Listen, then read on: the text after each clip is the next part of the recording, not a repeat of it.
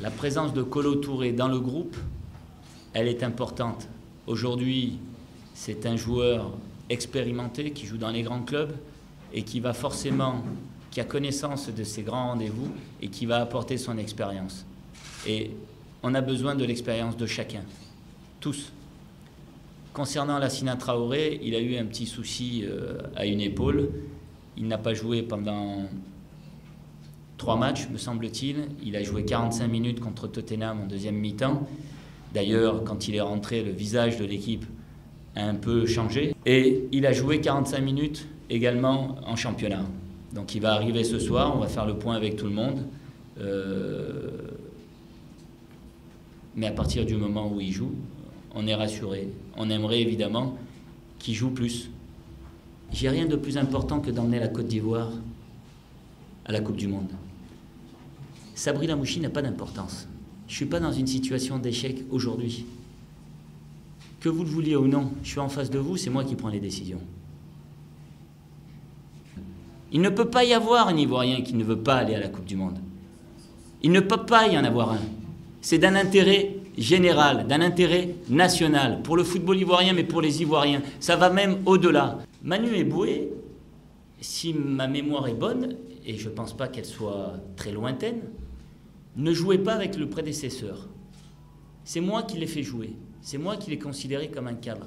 J'ai aucun problème avec Manu Eboué.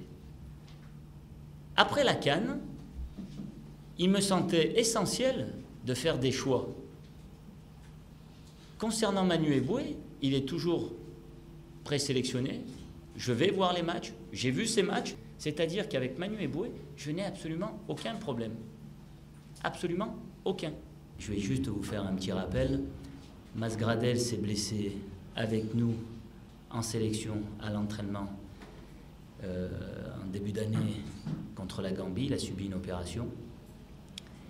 Ça a été très compliqué, très conflictuel avec son club, son entraîneur, que je connais très bien, avec qui on a eu des échanges assez, non pas virulents, mais chacun défend ses intérêts, lui celui de son club, moi celui de l'équipe nationale. Il se trouve que quand Max a été opéré, j'ai été le voir. Entre-temps, j'ai eu une explication avec l'entraîneur, les présidents et le staff médical. Vous imaginez bien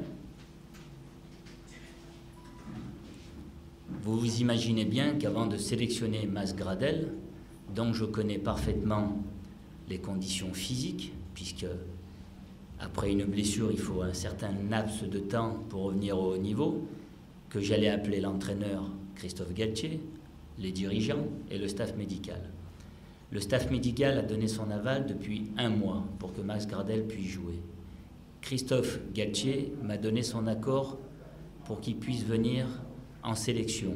Il comptait l'utiliser déjà la semaine dernière et il ne l'a pas fait pour une raison très simple. Il vivait une période difficile et effectivement, ils n'ont pris qu'1 point sur 12. Je vous argumente et vous dis les choses telles qu'elles se sont passées. Vous savez très bien, et je sais très bien, que je vous dis clairement les choses. Après, qu'on les accepte ou pas, ça c'est autre chose, mais je vous dis telles que se sont passées nos discussions. Le staff médical a donné son accord à Max depuis 1 mois pour pouvoir jouer. Mas Gradel, habituellement, et les joueurs blessés doivent jouer en équipe réserve. Mas Gradel, comme tous les joueurs blessés de Saint-Étienne, ne joue plus en équipe réserve pour une simple et bonne raison. Le dernier en date était le dernier joueur qui a été acheté à Brest, qui s'appelle Bess, revenait d'une blessure, d'une entorse du genou gauche.